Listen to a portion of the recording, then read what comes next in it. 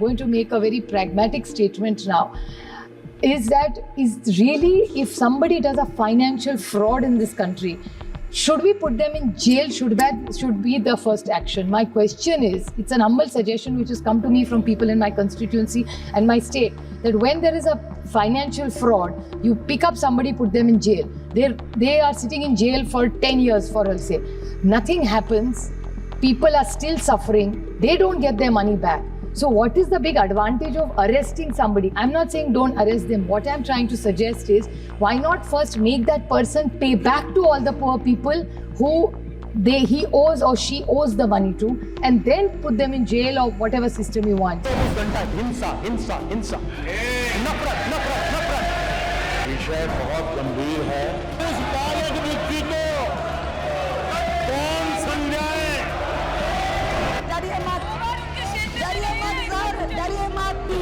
इसलिए नेहरू का चैप्टर खोल रहे हैं। उनको मालूम है चैप्टर खोलने से अच्छा कुछ नहीं निकलेगा।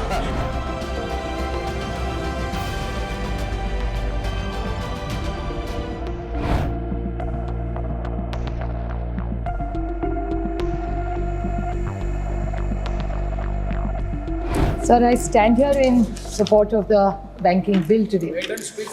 And I would like to ask a few questions and highlight a few points and a few suggestions to the Honorable Finance Minister of India. She has brought in this bill with a good intention of improving banking, which we all are happy to be a part of that system, with more transparency and make sure that every depositor and investor is protected. What does a bank bring to you? Bank is a relationship only of trust. You trust the bank, that's why you go to a bank. So clearly, when it's a relationship of trust, the first thing you expect is protection in that relationship. So I appreciate what she has done, but I'd like to ask her a few questions which she could kindly answer in her reply. Is in the point 3, clause B, you have the suggestion given is regarding the tenure of the directors in the cooperative banks. My suggestion to the Honorable Finance Minister is, like when we did the Companies Act, we had made it prospective. So whether you make it 8 years or 10 years, whatever you've recommended, can we make sure that it's prospective? Because what will happen if right now there's such a big change in the system, there will be a whole generation of people, of directors, who will have to either be moved out.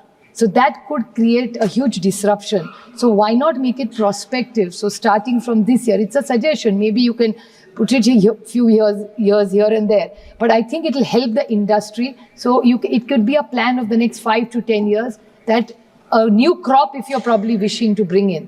Because in cooperative, sir, like you and I get elected, in the cooperative banking, they're elected members. So an elected member, they have capped it. I don't know what the intention of the government is to cap it. I'm sure it's a very noble intention. But if it's prospective, it will really help the industry. Hence, I'm making this recommendation to her.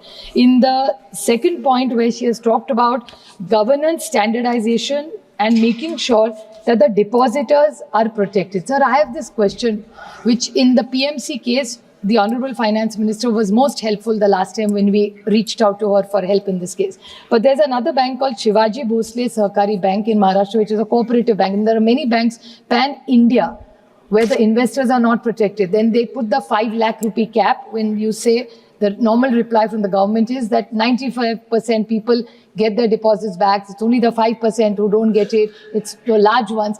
Sir, from 5 to 10 to 15 to 25 is not a large amount. And what happens in these kind, I'm going to make a very pragmatic statement now, is really, if somebody does a financial fraud in this country, should we put them in jail? Should be the first action. My question is, it's an humble suggestion which has come to me from people in my constituency and my state, that when there is a financial fraud, you pick up somebody, put them in jail. They are sitting in jail for 10 years, for I'll say. Nothing happens. People are still suffering. They don't get their money back. So what is the big advantage of arresting somebody? I'm not saying don't arrest them. What I'm trying to suggest is, why not first make that person pay back to all the poor people who he owes or she owes the money to, and then put them in jail or whatever system you want. So in any financial fraud, because what happens is the PMC, like an example, which she has been very indulgent towards us in helping, when those people, that entire family was arrested, for years nobody got any hearing for the reason that all the assets were in their name. There was nobody in the family to sell it. So the deposit never got any money. And then what happens if it's in a huge litigation, the government goes to court, it takes forever. It's the same thing what has happened in the IBC Act. The intention of the IBC Act was very, very good. You put them into solvency, but what happens? The court, which was first an arbitrator, a facilitator has become an arbitrator now.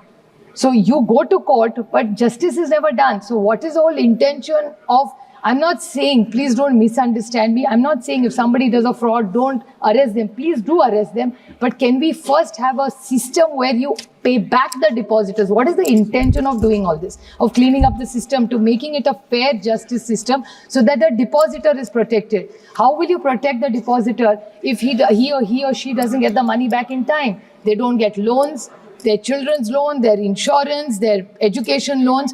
How does it help? Or health services? So the first thing I think we really need to think, put our minds up, maybe you can send it to a finance committee to think about it with a solution, put all our minds, because nobody is against this bill. So how do we innovate to the next step? Strengthen our banking system and make sure the depositors is my suggestion to the Honorable Finance Minister. And she's also suggested that the Investor Education Protection Fund. The protection fund is like a pension fund. Now, this government for years have been raising it, sir, that the EPS 95, it's a little bit away from the banking bill, but I'd like to highlight, I'm just drawing a comparison, that the EPS 95 pensioners have given money which is lying with the government. They don't get the money that was committed to them. Now, in a pension, for years, it's been a decade. I mean, I'd like to quote, unfortunately, he's no more with us, but Honorable Arun Jaitley ji, when he was the finance minister, had committed to the EPS 95 people to get the money that they deserve. It's their own pension money, but they never got it. So I don't want this scheme also to go in the same way because we've had a history. So I hope that this Investors Education and Protection Fund, since you're calling a pension and a protection fund is something very similar. So I hope there is no confusion in any of this, and the EPS 95, which is the pension money, they should also get it. One most important point is the cyber. As a matter of fact, just today, in today's newspaper, it has come, sir, that just in Delhi alone, 452 crores cases worth of scams in banks have occurred just in the last 1 year.